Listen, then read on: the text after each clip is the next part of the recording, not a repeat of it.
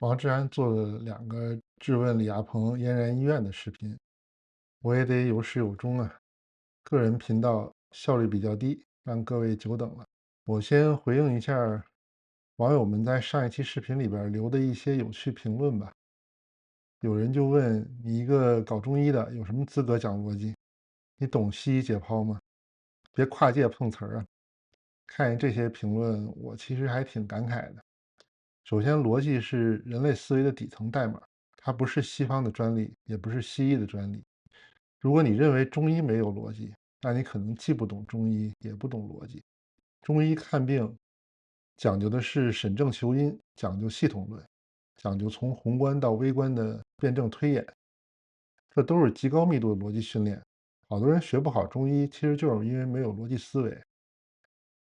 這種你因為沒法實證，又沒法按我的標準證偽，我就要全盤毀掉你的思維，就跟網上那些喊着非醫驗藥的言論是一模一樣。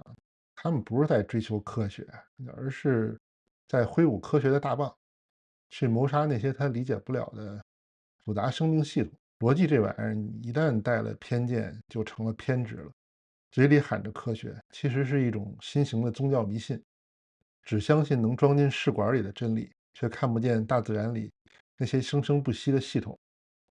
其次呢，關於懂不懂西醫，我們正規院校出來學中醫的，解剖學都是必修課。我學的是針灸推拿專業，上局解課的課時可是很多的，都得自己一層層親手解剖着學。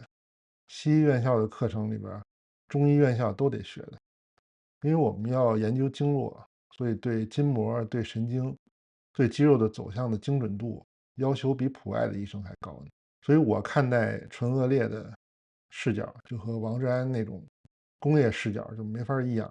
王志安看到就是縫合，就是耗材，就是費效比，那就純粹把人當機器修了。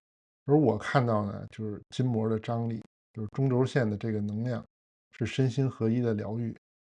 這是得把人當人看。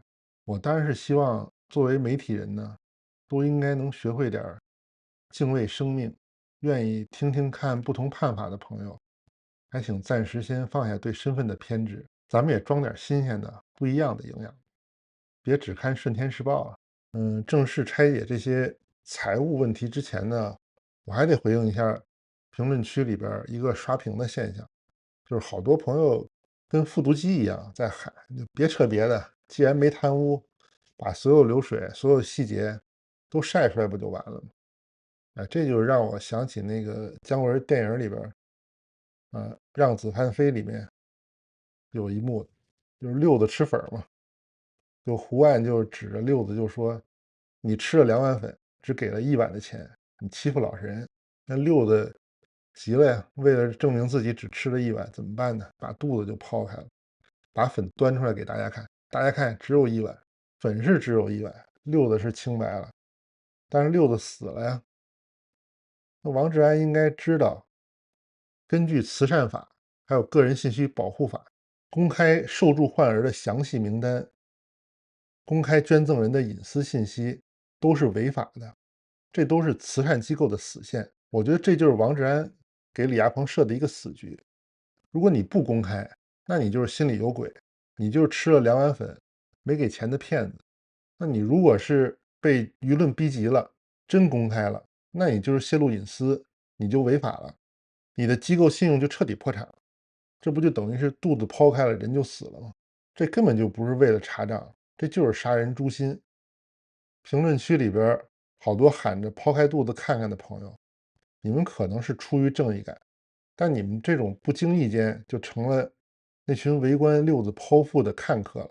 王志安這樣就等於是利用了大家對完美受害者的期待，就把這種合法的隱私保護扭曲成了掩蓋罪證的遮羞布了。今天我就試試吧，怎麼通過邏輯證明六子真的就只吃了1碗粉。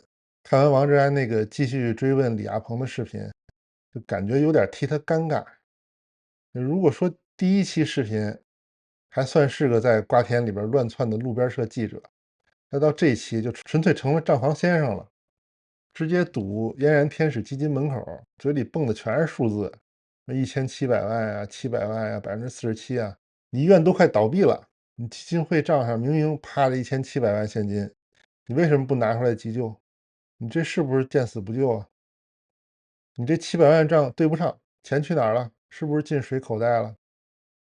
你去西藏救個孩子，差旅費居然占一半，這也太浪費了吧！这些話聽起來好像是很有道理，很符合老百姓過日子的直覺想象。欠債還錢，天經地義嘛。那做慈善嘛，就每分錢都得花在刀刃上。我就小學的時候看過這個《鹿鼎記》，裡邊韋小寶的絕招就是誤導別人，必須做到9真1假，甚至是10真5假。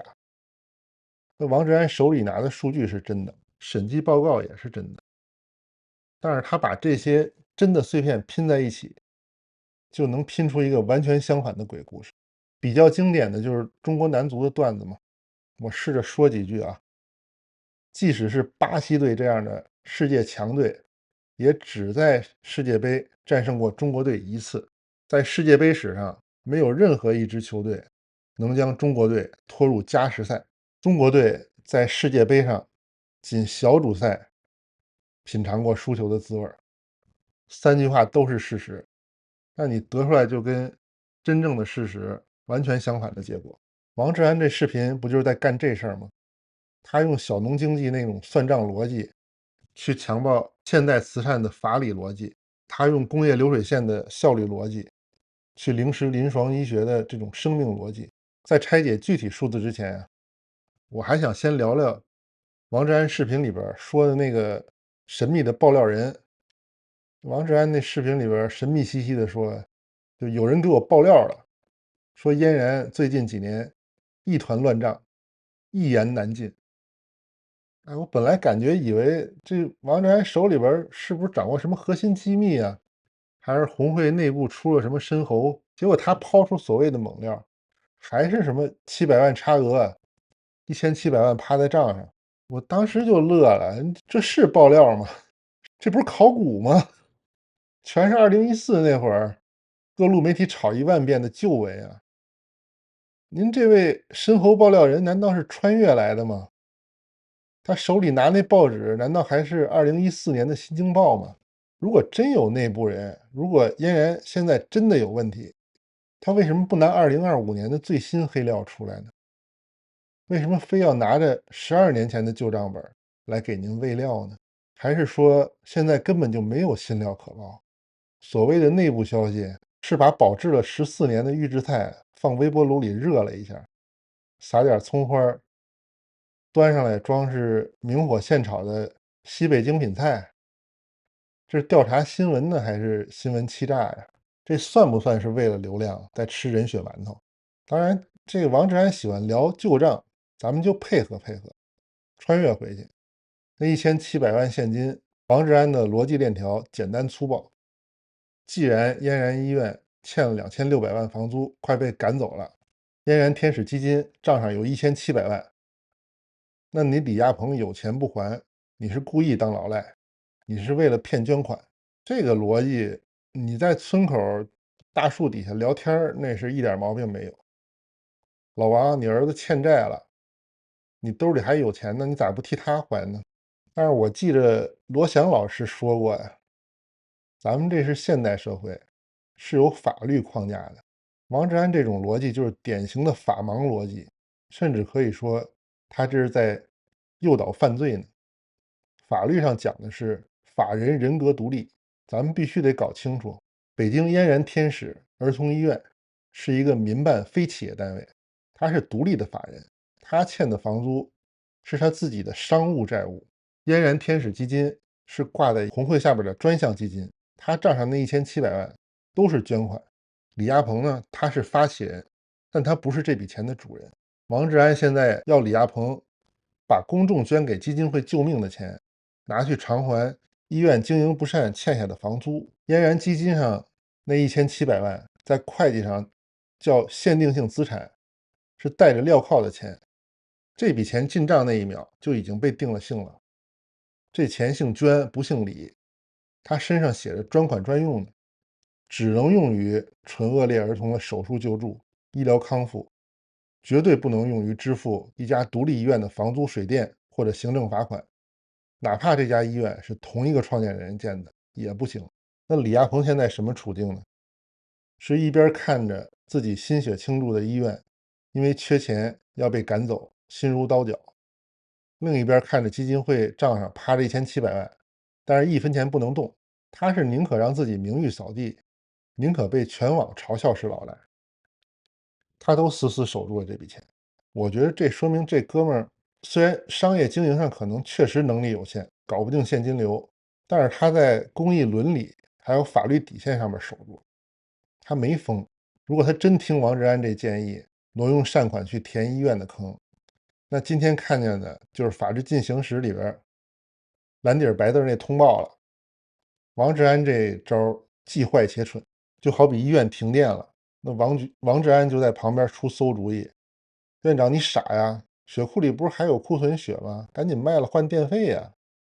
你要真賣血，燈是亮了，那等輸血救命的人呢，不得死透了？如果李亞鹏不交租，導致醫院搬家，那是商業上的無能；但是他要真拿基金會的錢去交租，那就是法律上的自殺了。王志安拿着無能去證明貪腐，這在邏輯上簡直是荒唐至極的。再看那筆憑空消失的700萬，王志安在視頻裡邊說，紅會給了4100萬，但醫院賬上只收到3400萬，這700萬去哪兒了？是不是被李亞鵬揣兜裡了？咱們只討論技術啊，這700萬真的能飛了嗎？王志安在這裡就是故意混淆了現金流還有資產流。這就好比你給你讀大學的兒子買了一台頂配的2萬塊錢電腦寄到學校，你自己在那兒記賬，備註寫着買電腦，賬上出去2萬塊錢，您兒子那邊銀行卡裡能多出2萬塊錢嗎？不會啊，哪怕他把銀行賬戶查爛了也查不着，因為快遞員正抱着那台電腦敲門呢，錢变成了貨，這在會計裡邊叫實物捐贈。當年嫣然醫院籌建，紅會直接採購了麻醉機啊、無影燈、CT 機，發到了醫院，這在紅會賬上就叫支出，但是在醫院的銀行記賬裡邊，這筆錢肯定不會出現的。它會出現在哪兒？它會出现在醫院的固定資產入庫單上。當然可能還有另外一種常見的情況，叫供應商直接代付。2012年醫院還裝修的時候啊，賬戶可能還沒完全建好，或者為了流程方便，裝修公司的工程款、設計公司的設計費很可能也是紅會直接打給裝修公司的。這筆錢是為了建醫院花的，算在給醫院的資助裡邊。但是同樣的，這筆錢從來沒有經過醫院的賬戶，這個在會計裡邊叫在建工程移交。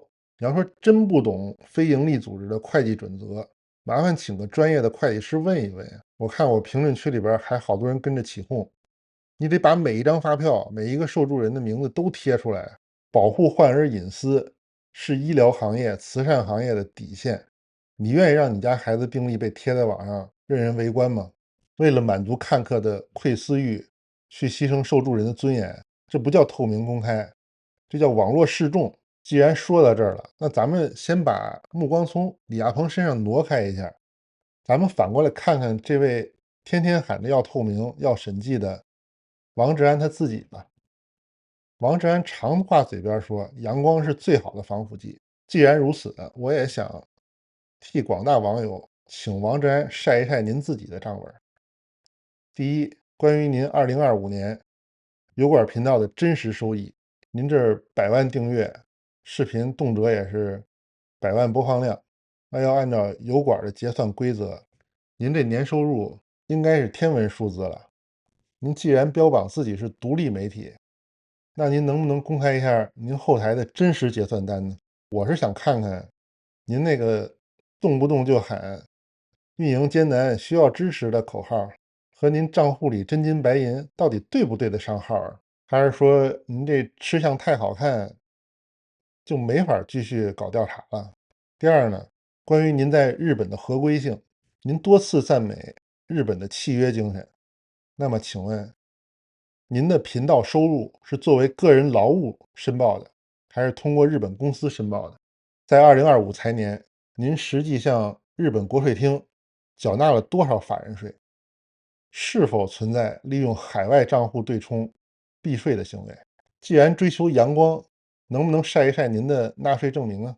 第三，關於您的團隊成本，我看你常說運營成本高昂，所以才需要開會員。那麼請問您支付給您团队成员的薪資符合日本的劳动基準法吗？员工的后生年金、健康保险足額繳納了吗？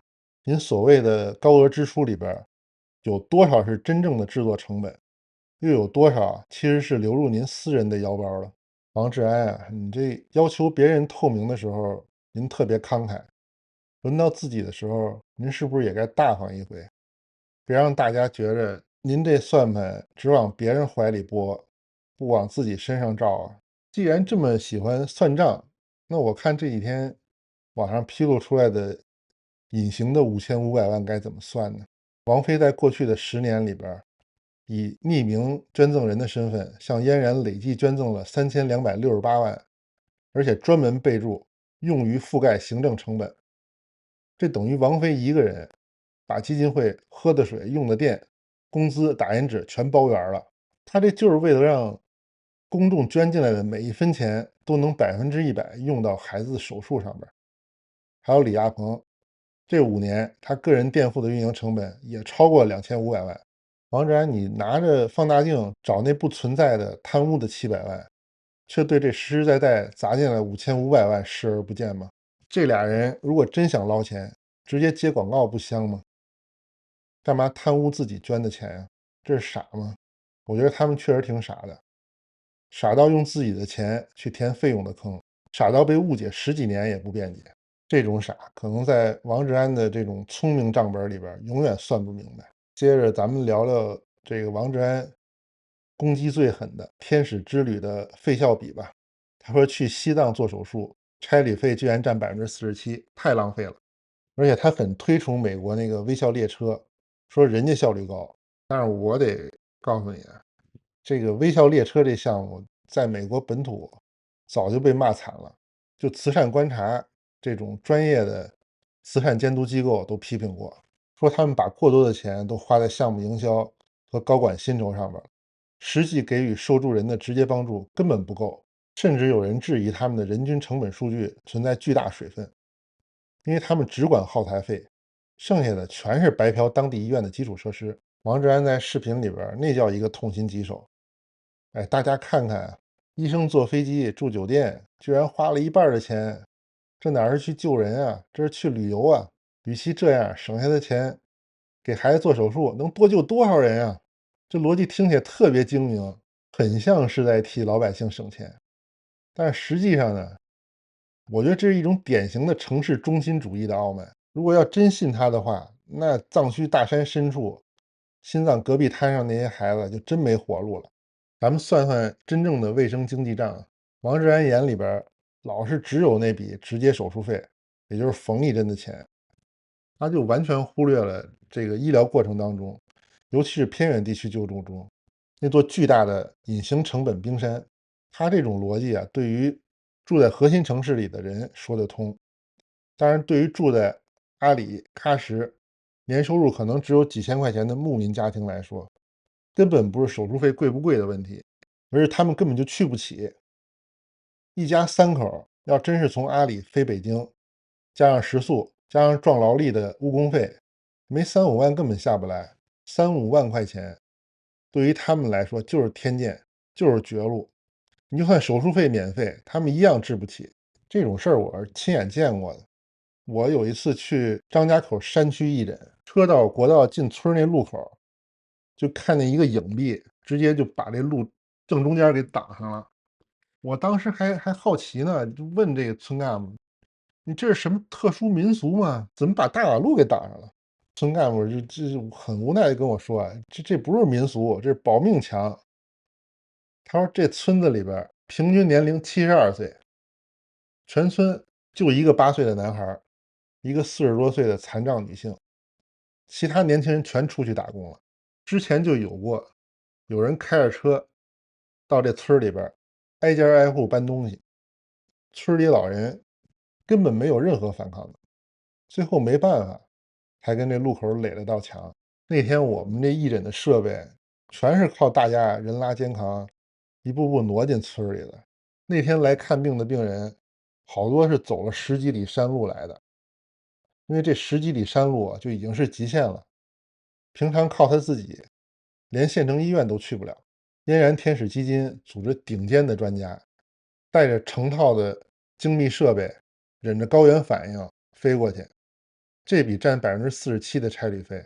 本質上是基金會替那幾百個家庭把昂貴的路費給掏了，是把堂食變成送貨上門的外賣了。這在衛生經濟學上叫反向補貼，是為了消除地理屏障。沒有這47%的配送費，剩下那53%的手術費，對老鄉來說就是廢紙。而且这個醫療救助當中，最核心的是造血工程。專家去那兒不僅是做手術，還得帶教當地醫院的年輕大夫呢，是在那兒幫邊遠地區建立一支帶不走的醫療隊。這筆巨大的技術轉移價值，王志安那種算法根本就算不出來。最離譜的是，王志安還出一馊主意，為什麼不把孩子接到北京來啊？那樣效率高啊，能省不少錢呢。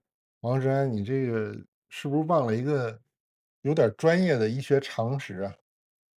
叫醉氧，也叫低原反應。生活在海拔4000米以上，這種藏族的嬰兒血液裡邊紅細胞多，心肺系統已經適應了極低的氣壓。你把一個幾個月的嬰兒空降到北京做全麻手術，那是肺水腫、腦水腫，加上心臟衰竭的催命符，而且剛縫好的傷口還沒長結實，你就讓他坐飛機再折騰回高原，氣壓一劇烈變化，傷口裂開了，感染了，誰負責呀？基金會也沒有這種權利拿孩子的命去賭您那個所謂的工業化效率。醫療是救人，不是送貨，哪兒快往哪兒送。王志安還問，既然虧損，既然效率低，嫣然醫院為什麼不倒閉？哎，我真是奇怪啊，我很好奇啊。王志安，你是不是真没带孩子去過中國的医院吗？嫣然醫院的困境其實是全中國這20多年兒科衰敗的一個縮影，出生率斷崖下降，幼兒園、小學都在倒閉，兒科是首當其衝的。現在兒科醫生是什麼狀態？是嚴重斷檔。為什麼沒人願意幹兒科呀？我年輕時候在公立醫院工作，親眼見過這種絕望。以前都是獨生子女政策嘛，一個小孩後邊全家4、5個家長一塊兒來，一家一個寶，全家都心焦。稍微出點狀況，那就是全家上陣的醫鬧。我以前是一直做中醫骨科嘛，就很多那種小兒肘關節半脫位的，這種复位就是推一下的事兒，1秒鐘搞定。北京醫保定價10塊錢，你沒聽錯啊，就是10塊錢，比現在公立醫院那掛號費還便宜呢。好多家長帶孩子付完費，你這交代說你先試一試，看看复位完整沒有，不行得再來一次，試着試着人就沒了，跑回家去了，直接也根本就不交費。这種事儿发生太多了。那科室同事一看這情況，後來再看見這種兒科的病，直接就說治不了了，去兒童醫院吧，兒研所，或者去积水潭兒童骨科，大醫院不怕掏費。在公立醫院裡邊，兒科的特點就是用藥少、檢查少、風險大、收入少，很多醫院都是處於被其他科室補貼的狀態。好多醫院兒科大夫可能比拿平均工資的後勤都低。我原來工作那醫院，兒科一開始設置很全的，有門診有病房，後來醫生紛紛改行或者退休了，人不夠了，那只能先把病房關了，後来又慢慢把急診也關了，最後就留個返聘的老大夫看半天門診。這就是中國兒科醫療的真相，入不敷出，尊嚴喪盡。嫣然醫院作為一家兒科專科醫院，它面對的是同樣的寒冬，它在虧損，說明它在堅持做那些收費低、風險大、沒人願意接的業務。如果它為了效率，完全可以改成整形醫院呀，專門給人做醫美手術，那早賺大發了。它之所以虧損，就是因為它在給中國的公共衛生補位。王志安倒說的挺輕鬆，既然虧損，你就該死。這得多冷酷的人才能說得出來啊！王志安最後還語重心長說，做公益不能光有情懷，得有效率，沒能力就趁早倒閉。哎呀，這是一種冷酷的把普通人當成耗材的戰爭思維。這種思維以前很多中國的管理层腦子裡邊深植已久了，把普通人当炮灰，当成隨時可以替換的零件。我剛進醫院的时候，哎，經常有領導愛說，愛幹幹，不幹滾，有的是人幹。這種對人性的極度漠視，被包裝成了 KPI 和效率。要按王志安這種邏輯，那偏遠山區的支教老師效率太低，都撤了吧。罕見病的新藥研發成本太高，不划算，停了吧。甚至到我們每個人，如果你生了重病，治好你太費錢，那你是不是也應該趁早倒閉啊？醫療不是修機器，醫療是連接生命。我認為在他的視頻裡邊就出現了很明顯的認知盲區，這是比新聞規範更底層的邏輯硬傷。第一就是嚴重的達克效應，就是越無知越自信。王志安，你既不是醫生，也不是會計，更不是高原專家，那你憑什麼這麼自信地認為你比專業會計師更懂怎麼記賬，比外科醫生更懂怎麼做手術，比高原的向導更懂身體怎麼反應？那這種上帝視角的傲慢，就會讓你錯把很多行業的常識當成了攻擊他人的黑料了。第二呢，就是完美的稻草人謬誤。他攻擊的那個嫣然，根本就不是現實中的嫣然，而是他自己扎出來的一個稻草人。現實中的嫣然是在做全要素的實體醫院，是在做深度的序列治療，但是他扎的那個稻草人是一個只應該做簡單縫合，只應該花錢買耗材，絕對不能有任何行政成本的烏托邦的機器。他把這個稻草人打倒了，然後告訴大家說，看，嫣然倒了。這種邏輯勝利是廉價的，也是虛幻的。嫣然天使基金不完美，李亞鵬做生意很笨拙，但是他們在過去這10幾年，實實在在的讓數萬個孩子綻放了笑臉。他去了那些別人不願意去的地方，接納了那些別人治不了的病。這份功德不是王志安這麼算算賬就能抹殺的。視頻最後，我想對王志安說一句話：監督是必要的，但是請多一點專業，少一點傲慢。不要讓所謂的完美受害者的理論逼死真正做事的機構，不要讓冰冷的算盤算計了醫療的溫度。天道無親，常與善人。願每一個缺憾的天使都能被這世界溫柔以待。咱們下期見。